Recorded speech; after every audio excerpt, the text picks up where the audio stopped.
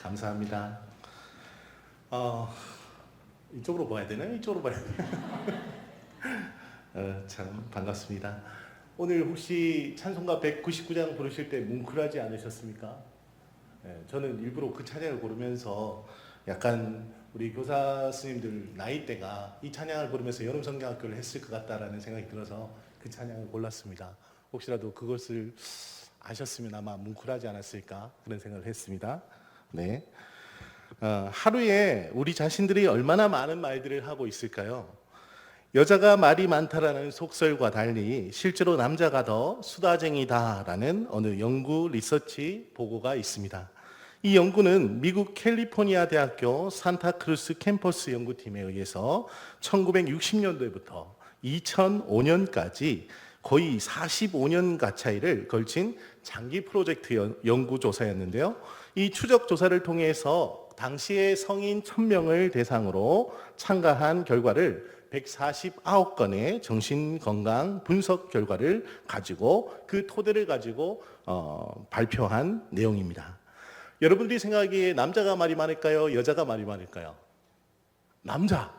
정답입니다. 이렇게 쉽게 맞춰버리면 좀 재미가 없을 수 있는데 이렇게 이 연구팀도 조사를 했다는 겁니다. 속설에는 분명히 여자들이 말이 많을 거다라고 생각하고 했는데 실제로는 45년 동안 추적 조사를 한 결과 남성끼리 모아놓고 여성끼리 모아놓고 또한 남녀를 섞어놓고 대화할 수 있도록 여러 기회를 주고 난 다음에 그들에게 일정한 시간과 그들이 사용한 단어 수를 가지고 이야기를 했다는 거죠. 그래서 남자가 여자보다 말을 더 많이 한다라는 놀라운 결과를 발견하게 되었습니다. 이제 여자들이 수다쟁이라는 표현을 쓰면 안 되겠죠. 남자들이 더 말이 많답니다. 그래서 또한 중점적으로 이 연구팀이 분석한 결과는 그 원인을 분석하던 중에 그 원인으로 사회적인 역할에 따른 남녀의 대화 유형도를 분석하게 되었다라고 이야기하면서 남자의 경우는 사회적인 결정의 순간에 더 많은 말을 하게 되고 반면에 여자는 자신과 관계된 또한 육아와 관계된 문제에 대해서만 더 많은 말을 한 것으로 조사가 되었다라는 거죠. 그래서 연구팀은 전통적으로 남자는 사회적인 활동을 하고 여성은 가정 생활을 하기에 남녀에게 그동안 주어진 사회적인 역할에 따라서 이 같은 대화 유형이 나타났다라고 분석에 이르게 되었다라고 설명합니다. 특히 연구팀 중에 캠벨 리퍼 박사는 이런 이야기를 합니다. 한번 들어보십시오. 사회적 책임을 맡아온 남성들은 권력욕과 성취욕이 너무나도 강해서 새로운 사람과 더 많은 대화를 하고 관계를 맺어야 한다라는 욕구가 컸기 때문에 전통적으로 여자보다 말이 더 많았다라고 이야기한다는 거죠. 이렇게 분석을 했다는 겁니다. 그런데 이와 반대로 여자의 경우는 여자는 대화를 통해서 상대방에게 감정을 전달하고 또한 편안함을 느끼는 것을 굉장히 중요한 요소로 바라봤다는 거죠. 그러다 보니 그런 모습이 비춰질 때에 여자들은 수다스럽다라고 그렇게 보여졌다라는 거예요. 그러니까 실제적으로는 말수나 단어 수가 많지 않았음에도 불구하고 그렇게 비춰졌다라는 것이 분석 결과였습니다. 또한 캠벨 리퍼 박사가 이야기하기를 최근 여성의 사회 진출이 어느 때보다도 더 늘어나고 있는 이 시대에 남성은 더욱 감성적으로 바뀌어간다라는 거예요. 혹시라도 여러분들의 미래의 남편들 아니면 지금 현재의 남편들이 감수성이 나타난다 그러면 당연한 거라고 느끼시면 될 것 같습니다. 혹시 강은구 집사님 어떻게 감수성이 느껴지시나요? 네, 그렇습니다. 이렇게 우리가 살아가면서 이렇게 변한다는 거죠. 그렇기 때문에 무엇보다도 사회적인 영향력도 점차 감소하는 추세로 바뀌었습니다. 오히려 과거에 비해 남성들의 말수가 굉장히 줄어들게 되었다라는 것을 연구 결과로 덧붙였다라는 거죠. 과묵한 남자들이 많아지는 세대임을 우리가 이제 인지해야 되는 시대가 온 겁니다. 과거에 비해서 남자들이 말수가 줄었다라는 거죠. 이 기사 속에서 우리가 알 수 있는 정보는 여성이 꼭 말을 많이 하는 존재가 아니며 사회적인 역할이 남녀의 대화 유형과 말의 양을 결정했다라는 분석을 하였습니다. 그렇다면 이렇게 하루에 많은 말들을 하고 있는 우리들의 그 말들 속에 우리의 영이 하는 말은 얼마나 될까 한번 생각해 보신 적 있으신가요? 혹시 교사분들 중에 주일을 빼고 평일날 나는 교사가 아닌 일반 직장 생활을 하는 가운데 여러분들의 말 속에 어떤 말들이 가장 많을까요? 생각해 보신 적 있으신가요? 네. 오늘 잠언은 무엇보다도 지혜로운 말을 하는 것에 대한 교훈을 우리에게 생각해 보게 하고 있다는 거죠. 특히나 평소 우리의 말에는 우리의 마음에 담겨져 있던 생각들이 어느 상황에선가 무의식적으로 툭 하고 튀어나오는 그런 것을 이야기합니다. 우리가 삶 속에서 여러 차례 경험하게 되는데 그렇게 더욱 성경에서 말하는 에베소서 5장의 말씀처럼 우리의 마음속에 무엇을 담아야 할까? 이걸 생각해 봐야 된다는 거죠. 그래서 잠언의 기자도 지혜를 강조하면서 우리 영의 말이 어떤 것들이 있는가를 살펴보라고 하는 것처럼 에베소서 5장에서도 뭐라고 말씀하시냐면 우리의 마음에 그리스도를 경외하는 것. 한번 따라해 볼까요? 우리의 마음에 그리스도를 경외하는 것. 또한 성령으로 충만한 것. 이 두 가지를 채울 때만이 비로소 우리 속에서 우리의 영이 하는 말 중에 시와 찬미와 감사가 나오게 되고 성령 충만한 것들로 우리의 언행을 통해서 자연스럽게 표출된다라는 것을 우리에게 말씀하고 있다는 거죠. 혹시 여러분들의 마음속에 이 두 가지를 꼭 기억했으면 좋겠습니다. 첫째가 뭐라고요? 그리스도를 경외하는 것. 한번 따라해 보시죠. 그리스도를 경외하는 것. 네. 두 번째, 성령 충만한 것. 네. 이 두 가지가 우리의 영의 말, 영의 언어로 이렇게 포함되어 있으면 우리 속에서는 뭐가 나타나냐면 말 그대로 시와 찬미와 또한 감사와 성령 충만한 것들로 우리의 언행이 채워지게 되어 있다라는 거죠. 그런 점에서 첫 번째로 우리가 살펴볼 것은 하나님이 원하시는 교사는 정직히 행하는 사람이다라는 거죠. 한번 따라해 보겠습니다. 하나님이 원하시는 교사는 정직히 행하는 사람이다. 네. 오늘 본문 2절의 말씀이 그런 말씀을 하고 있습니다. 정직하게 행하는 자는 여호와를 경외하여도 패역하게 행하는 자는 여호와를 경멸하느니라 라고 말이죠. 우리가 여기서 중요하게 생각하는 것은 정직하게 행한다라는 기준이 무엇일까 하는 겁니다. 사람들의 눈에 보이기 위해서, 그들에게 잘 보이기 위해서, 누군가에게 내가 잘 보이기 위해서 하는 행동들, 이런 것들도 우리가 평소에 정직히 행한다라고 볼 수도 있겠죠. 그런데 우리가 여기 성경에서 말하는 정직히 행한다라는 말 속에는 오히려 보이지 않는 하나님 앞에서 자신의 삶 속에 얼마나 하나님을 인정하고 살아가고 있는가 하는 것을 무엇보다도 중심에 두고 살아야 한다는 거예요. 이것을 다른 말로 하면 한번 따라해볼까요? 코람데오. 네, 코람데오라는 표현을 쓸 수 있겠죠. 하나님 앞에서 내가 어떻게 살아가고 있는가, 이것이 굉장히 중요한 거라는 거예요. 거기서부터 정직의 기준이 되어야지 세상의 기준을 두게 되면 사람이 보냐 안 보냐에 따라서 나의 정직도가 달라진다면 어떻게 되겠습니까? 이 사회는 굉장한 무질서 속에 빠질 수밖에 없겠죠. 그러나 보이지 않는 하나님께서 어느 상황 가운데 있든 무슨 일을 하든 그 상황 속에서 우리와 함께 하시기에 코람데오의 마음으로 정직하게 행하는 사람, 그것이 기준이 되어야 한다라는 겁니다. 혹시 예전에 일요일 밤을 기억하십니까? 저하고 비슷한 세대는 아마 기억하실 것 같은데 저는 매주 주일만 되면 교회 일을 다 이렇게 교회 일을 아니에요. 그때는 교회 예배를 열심히 참석하고 저녁 예배까지 다 드리고 집에 오면은 딱 TV를 틀면 나오던 것이 일요일 밤이었어요. 근데 이 일요일 밤에서도 가장 눈에 띄었던 것이 뭐냐면 이경규 개그맨 이경규 씨가 그 당시에 굉장히 유명했었는데 몰래 카메라로 굉장히 유명했었어요. 혹시 기억나시나요? 여기 세대는 잘 기억 안 나실 수도 있고 위쪽 세대는 기억나시나요? 네. 이 몰래카메라를 통해서 양심 냉장고라는 것을 걸고 서울 시내를 종횡무진했던 기억이 납니다. 그래서 그 서울 밤거리를 헤매면서 아무도 보이지 않는 교차로에 외진 횡단보도 앞에서 몰래카메라 하나를 딱 설치해 놓고 하는 거예요. 뭘 했냐면 횡단보도를 신호가 밤이 넘었으니까 자정이 넘었으니까 신호를 무시하고 가는 사람이 있을까? 아니면 신호를 지키는 사람이 있을까? 이것을 기준으로 그렇게 평가를 한 거죠. 그랬더니 정말 시간이 오래 지나도 그 카메라 필름을 바꿀 정도로 계속 했는데도 잘 나타나지 않는 거예요.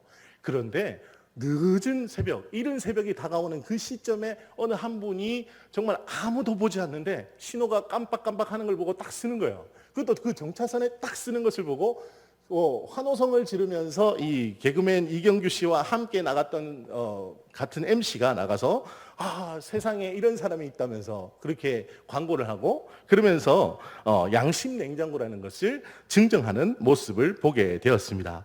이렇게 어린 시절에 제가 이걸 보면서 어떤 걸 느꼈냐면 세상에 법 없이 살 수 있는 사람도 과연 있을 수도 있겠구나라는 생각을 했다는 거예요. 근데 문제는 이런 것이 세상에 믿지 않는 사람들 중에도 그런 사람들이 간혹 가다가 있지만 우리는 이런 모습이 늘 장착되어 있어야 된다는 거죠. 한번 따라해 볼까요? 우리는 이런 모습이 늘 장착되어야 된다. 왜 그러냐면 세상 사람들에게는 그것이 아주 비범해 보이는 일일 수도 있습니다. 왜냐하면 아무도 보지 않는데 그걸 지킨다는 거, 자기만의 기준이 있어서 그렇게 한다는 거 굉장한 일이잖아요. 그런데 우리는 다르다는 거예요. 우리는 기준이 어디 있다고요? 하늘나라. 하나님 앞에서 살아가는 존재이기 때문에 그 기준이 비범함이라고 세상 사람들은 보지만 우리는 일상 가운데 그러한 비범함을 가진 사람들이다라는 것을 믿으시기 바랍니다. 그래서 세상 사람들이 법 없어도 살 수 있어 라고 하는 말을 그리스도인들이라면 우리는 당연히 그렇게 살아야 돼 라고 인식할 수 있으시길 바랍니다. 이것이 왜 중요하냐면 세상 사람들은 아무리 들락날락하는 내가 볼 때는 정말 보잘것없어 보이는 그런 집사님이라 할지라도 교회 다닌다 하면 옛날에는 더 심했고요. 지금도 많이 신뢰도가 떨어졌다고는 하지만 그래도 교회 다니는 사람인데 라는 기준이 있어요. 여러분 혹시 그거 학교 생활하면서 느끼셔 보셨나요? 학교 생활하면서 컨닝하고 싶은 마음이 생겼다가도 내가 교회 다니는 사람인데 누가 나를 알면 어떡할까 이런 마음 드신 적 있으신가요 혹시? 그런 마음이 들어야 됩니다. 왜냐하면 하나님께서 그런 양심을 우리에게 주셨거든요. 그게 전혀 이상한 게 아니라는 거예요. 왜 그럴까요? 당연하기 때문에. 세상 사람들은 비범해 보일 수 있지만 우리는 전혀 다르다는 거예요. 그 비범함이 일상이 되는 여러분들이 되시기를 축복합니다. 왜 그러냐면 창세기에 보면 요셉이 바로 그런 사람이었다라는 거죠. 보디발의 아내 앞에서 우리가 잘 아는 말이 있잖아요. 하나님 앞에서 내가 어떻게 득지할 수 있어요? 라고 이야기했던 그 요셉. 막 이제 겨우 한 17, 18쯤 되는 객기에 그런 이야기를 했는지는 모르겠지만 그 친구가 그 당시에 그렇게 이야기를 할 수 있었던 배경이 뭘까요? 하나님을 경외하는 마음이 있고 또한 그 안에 성령 충만함이 있으니까 그의 말 속에 무의식 속에도 그런 말들이 툭 튀어나오는 겁니다. 예전에 최봉석 목사님이라는 분이 있었어요. 그 목사님은 일본 순사에게 잡혀서 고문받을 때에 툭 치면 나오는 말이 예수천당 불신지옥이었어요. 왜 그런 말이 툭 튀어나왔을까요? 무의식 속에도 그 말씀이 가득가득 채워져 있는 거예요. 오늘 우리 교사들이 그러한 축복이 있기를 간절히 소망합니다. 여러분의 영 속에 하나님의 말씀이 채워져 있으면 툭 치면 나오는 것이 하나님의 말씀이 되시기를 바랍니다. 그러면 교사들로서 또한 아이들을 가르칠 때 영적인 권위가 자동적으로 세워질 줄 믿습니다. 여러분들 아이들 말 안 듣죠? 말 안 듣죠? 네. 저희 집에 애들도 3명인데 말을 안 듣습니다. 저는 태어나면 아이들이 제 말을 잘 들을 줄 알았어요. 그런데 절대 그렇지 않더라고요. 자기 생각이 있으니까 자기 생각대로 다 움직여요. 그래서 어느 정도냐 하면 어디 놀이공원을 가든지 어디 이렇게 풀어놓을 일이 있으면 하나 둘 셋 하면 세 방향으로 흘러듭니다. 굉장하지 않습니까? 아빠가 빠르지 않으면 절대 잡을 수 없습니다. 근데 제 몸이 이렇게 좀 둔해 보여도 나름 재빠를 때가 있습니다. 그래서 저희 둘째가 저 여름 휴가 때 한 번은 이게 내리막을 내려가는데 어떤 일이 있었냐면 앞에 SUV 차가 올라오고 있는데 얘는 키가 작으니까 이제 3살짜리가 뛰어가는 겁니다. 지금 둘째가 뛰어가는 겁니다. 그러면 그 차가 보였을까요? 안 보였을까요? 뒤에 가고 있는 저는 보이지만 앞에 있는 애는 안 보이니까 막 달려가는 거예요. 막 달려가는데 앞에 오르막을 올라오는 그 운전기사는 무슨 죄가 있습니까? 걔 보이지도 않는데. 그 쉬고 올라오는 거예요. 그러면 어떻게 해야 될까요? 누가 달려갈까요? 엄마가 달려갈까요? 아빠가 달려갈까요? 먼저 본 사람이 달려가는 겁니다. 먼저 본 사람이. 이 등치 커 보이는 아빠도 정말 번개같이 뛰어가서 그 아이의 머리를 이렇게 싹 잡아서 이렇게 타이어에 딱 들어갈 뻔한 걸 이렇게 탁 잡았습니다. 그래서 제가 아직 살아있는 이유입니다. 그만큼 우리가 살아갈 때에 어려운 일들이 많지요. 그러나 스승이라는 것, 교사라는 것, 누구보다도 앞서 있다라는 걸 보셔야 됩니다. 어떻게 보면 아이들은 자기만 알고 달려갈 수 있습니다. 그러나 교사는 그 모든 것을 살필 수 있죠. 왜 그렇습니까? 경험도 있지만 교사라는 그 사명감 때문에 그렇습니다. 저도 아빠이기 때문에 그렇게 달려갑니다. 남의 애 같았으면 달려가기가 쉽지 않죠. 그런데 내 아이다라는 생각으로 우리 교사들이 이번 여름 성경학교와 수련회를 감당하셨으면 좋겠습니다. 그러면 하나님 보실 때에 하나님 앞에서 여러분들은 정직한 교사가 되실 겁니다. 그 이유는 하나님의 눈이 의인을 향하여 주목하고 계시다라고 말씀하고 있고, 우리는 세상 사람들의 눈이 아니라 하나님 앞에서 우리의 말과 행동을 삼가할 줄 아는 지혜를 필요로 하고 있기 때문에 그렇습니다. 그것이 교사도 마찬가지다라는 거죠. 누군가의 스승이 된다는 것, 이 시간에도 초롱초롱하고 새카만 눈동자의 학생들이 교사를 늘 뚫어져라 쳐다보고 있다는 거예요. 혹시 그런 경험 해보신 적 있으신가요? 혹시 영아부라서 저는 해당 사항이 없어요 이러지 마시고, 혹시 영아부 아이들도 이렇게 또롱또롱하게 우리 선생님 엄마 아빠 바라볼 때하고 다르게 바라볼 때 혹시 경험해 보셨나요? 네, 그럴 때가 있다는 거예요. 그런 이유가 뭘까요? 우리를 교사로 세우셨다라는 증거죠. 하나님께서 그 작은 영혼도 우리에게 맡겨주셨음을 믿으시기 바랍니다. 이처럼 교사는 하나님 앞에서 바로 서야 하며 또 자신이 가르치는 아이들 앞에서 늘 앞서 있는 존재라는 것을 더욱 정직한 행동의 소유자가 되어야 하는 이유로 삼아야 한다는 거죠. 두 번째로요, 우리가 하나님께서 원하시는 교사는 뭘 하는 교사인가 한번 따라해 보시기 바랍니다. 하나님이 원하시는 교사는 거짓을 싫어하는 사람이다. 거짓을. 오늘 본문 5절 말씀입니다. 신실한 증인은 거짓말을 하여도 거짓 증인은 거짓말을 뱉느니라. 신실한 증인은 거짓말을 아니하여도 거짓 증인은 거짓말을 뱉는데요. 우리는 사회생활을 하다 보면 어쩔 수 없이 위기 면피용 혹은 체면 때문에, 체면 문화 때문에 우리는 거짓말을 할까요, 안 할까요?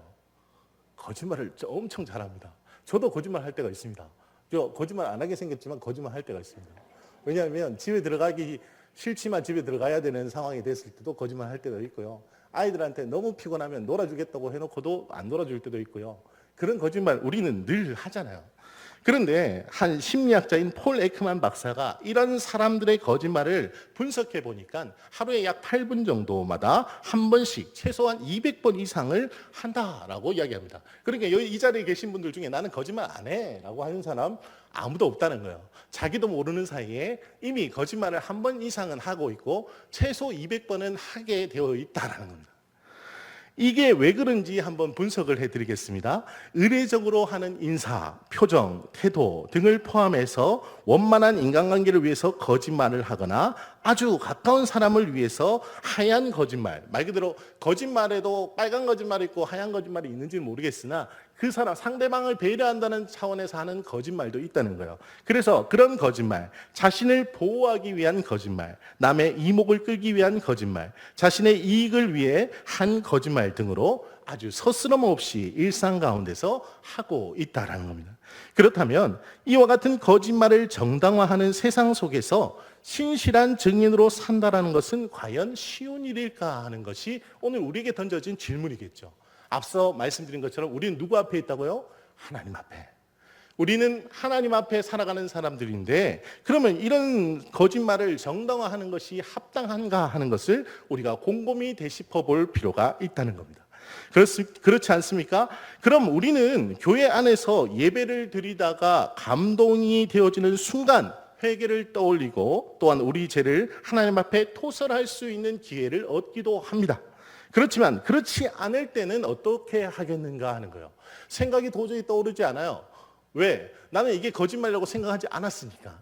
그런데 그런 상황에는 그럼 내 멋대로 할 수 있는가 하는 겁니다. 그렇지 않다는 거죠. 그럴 수가 없습니다. 왜 그러냐면 하나님이 원하시는 사람은 내 힘만으로 결코 도저히 이 거짓의 유혹을 벗어날 수 없기 때문에 오늘 본문 6절에 뭐라고 말씀하시냐면 거만할 수도 없다라고 말하고 있고 9절 말씀에 보면 죄를 심상히 여기지 않는다라는 표현을 쓰고 있다는 거죠. 그래서 하나님의 은혜가 우리와 늘 함께 머물러 있어야 하는 이유가 여기에 있는 겁니다. 여러분들 생각해 보십시오. 작은 아이들이 자기 마음대로 하고 싶은 자유를 주었다고 해서 그 아이들이 마음대로 풀어놓으면 그 아이들이 제대로 살아갈 수 있을까요? 없을까요? 없습니다. 왜냐하면 그 아이들에게 주어진 삶의 안전 바운드리가 있는데 그 바운드리를 누가 지켜줘야 되냐면 부모이자 스승인 사람들이 지켜줘야 되는 바운드리예요. 안 그러면 그 아이들은 자기 눈앞에 있는 것만 보고 달려가기 때문에 언제 어떤 어려움 속에 닥치게 될지 아무도 알 수가 없습니다. 그렇기에 스승의 위치가 중요한 거죠. 영적인 부모의 위치가 바로 스승의 위치와 같다는 것을 믿으시기 바랍니다. 그렇게 아주 사소한 것일지라도 죄를 범하는 것, 또한 거짓말을 하는 것, 예사롭게 생각하는 교사는 결코 하나님이 기뻐하실 수 없다라는 것을 생각해 봐야 된다는 거죠. 여러분 혹시 인터넷 신문 속에 이런 기사 보신 적 있으십니까? 헌법재판소를 퇴임한 문영배 헌법재판소 소장의 스승에 대한 이야기입니다. 그에게는 한 스승이 있었다고 하는데요. 학교 선생님 말고 그에게는 인생의 스승이 있었다는 거예요. 근데 그 스승의 이름이 바로 김장하 선생님이었습니다.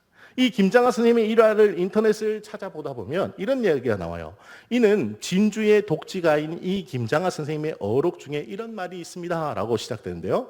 한번 따라해 보십시오. 똥을 쌓아두면 구린내가 진동하지만 흩어버리면 거름이 되어 꽃도 피우고 열매도 맺는다. 멋진 말 아니에요? 저는 그 어린 시절에 시를 좀 써보았거든요. 시를 쓰면서 느꼈던 게, 이 문장은 진짜 시적인 표현이다라는 생각을 했었어요. 인생이 이와 같고 돈이 그와 같다라고 표현하고 있어요. 왜 그러냐면 이 진주의 독지가라고 알려져 있는 김장하 스님께서 자신이 평생 번 돈을 가지고 장학사업과 그 다음에 학교를 세우고 또한 다음 세대를 세워가는 일에 헌신하는 분이었는데 그가 돈에 대한 철학을 이와 같이 정의했다는 거예요. 돈을 쌓아두면 똥을 쌓아두는 것처럼 구린내가 진동할 수밖에 없고 부패할 수밖에 없지만 이 돈을 흩어뿌리면 거름이 되고 꽃도 피우고 열매도 맺는다. 어려운 학생에게는 꽃을 피우는 장소가 될 수도 있고 열매를 맺게 하여 꿈을 이루게 하는 일도 될 수 있다는 거예요. 그렇게 돈을 사용했다라고 이야기합니다.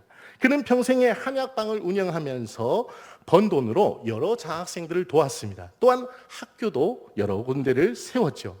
그리고는 얼마 전에 퇴임한 문영배 헌법재판소장과 같은 그런 인물들도 키워낸 사람이 바로 이 진주의 독지가인 김장하 선생님입니다. 이 김장하 선생님은 평소에 자신의 소신처럼 이와 같은 말을 많이 남겼습니다.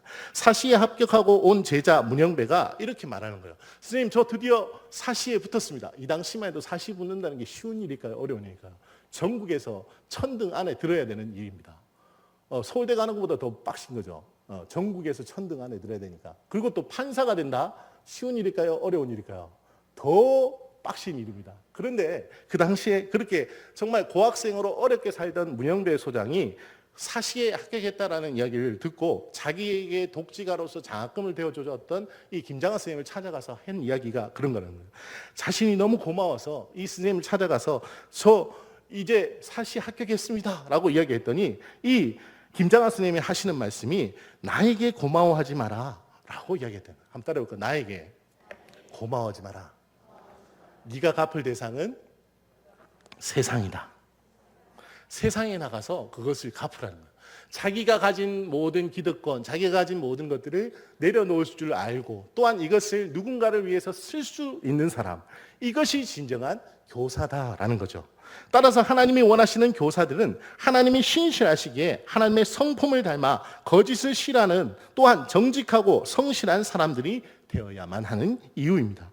결과적으로 교사의 그 신실한 발자취를 따라서 그 삶을 배우고 걸어가는 제자들이 비로소 그 스승처럼 신실한 제자로 거듭날 수 있게 된다라는 거죠.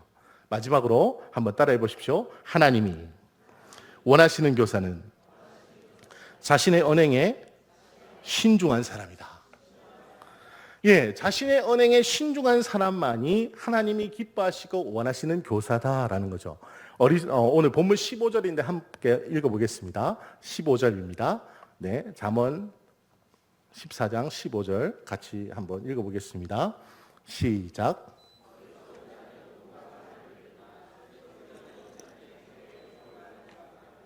네, 어리석은 자는 지식이 없고 분별함도 없으며 거만함으로 자신의 말과 행동으로 인하여 쉽게 걸려 넘어지지만 슬기로운 자는 언제나 자신의 말과 행동에 있어서 하나님의 뜻을 먼저 생각하기에 신중한 선택을 하는 사람이다라는 거죠.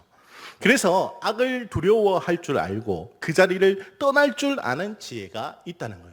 우리가 도박에 빠진 사람들을 보든지 약에 중독된 사람들을 보면 그 자리를 쉽게 떠날 수 있던가요? 없던가요? 못 떠나잖아요. 왜 그럴까요? 도박하는 사람은 본전 생각나서 못 떠나고, 약에 중독된 사람은 그 약에 취해서 절대 그 약을 뒤로 할 줄 모른다는 거예요. 그런데 지혜로운 사람은 그런 악이 나에게 찾아오면 악을 두려워할 줄 알기 때문에 그 자리를 떠날 줄 아는 지혜가 있는 사람이라고 설명하고 있습니다. 또한 이 어리석은 자가 자기의 어리석음으로 기업을 삼을지라도 슬기로운 자는 하나님을 아는 지식으로 면류관을 삼을 줄 아는 지혜를 가진 사람이라고 설명하고 있다는 거죠. 이런 지혜가 여러분 가운데 함께 하시기를 간절히 소망합니다. 그래야지 하나님께서 여러분들을 통해서 많은 일들을 하실 수 있는 거죠. 왜 그럴까요? 앞에서 말씀드렸던 김장하 스님들이 요 가운데서 많이 일어나면 우리 아이들의 다음의 미래는 당연히 좋지 않을까요? 여러분들이 한 사람 한 사람이 김장하 스님 같은 그런 마음으로 아이들을 양육한다면 어떤 마음이 들까요? 당연히 세상이 밝아지겠죠. 우리가 그리스도인으로서 하나님 앞에 서 있다는 것이 바로 그런 모습이라는 것을 기억하시기 바랍니다. 그렇습니다. 바울이 고린도 교회를 향해서 전한 말씀 속에도 하나님의 어리석음이 사람보다 지혜롭고 하나님의 약하심이 사람보다 강하다라는 말씀을 전합니다. 고린도전서 1장 25절의 이 말씀처럼 하나님을 의지하는 신중한 사람만이 바로 오늘 잠언이 말하는 지혜자라고 성경이 강조하여 말하고 있다는 것을 우리가 잊지 마시기 바랍니다. 사랑하는 중곡동교회 교회학교 교사 여러분, 하나님은 오늘도 우리에게 정직히 행하는 사람, 거짓을 싫어하는 사람, 자신의 언행에 신중함으로 하나님을 신뢰할 줄 아는 교사가 되라라고 말씀하고 있음을 잊지 마시기 바랍니다. 그러면 여러분 모두가 그러한 하나님의 지혜로 충만한 교사들이 다 되시기를 간절히 축원드립니다. 같이 한번 기도하겠습니다. 하나님, 이 시간 교회학교 교사연합 예배로 예배를 드리게 하시니 감사합니다. 중곡동교회 교회학교 교사들이 하나님이 기뻐하시고 원하시는 정직하며 거짓을 싫어하고 언행에 있어 늘 신중한 하나님의 사람이자 교사가 되게 인도하여 주시옵소서. 그리하여 교회학교 학생들 앞에서 늘 영적 스승으로서 권위 있게 하시고 그로 인해서 여름 사역들도 진행함에 있어 다음 세들이 교사들의 이러한 신실함을 본받아 하나님의 말씀에 도전받게 하시고 영적으로 더욱 성장하는 계기가 될 수 있도록 축복하여 주시옵소서. 모든 지혜와 지식의 보화이신 우리 구주 예수 그리스도의 이름으로 기도드리옵나이다. 아멘.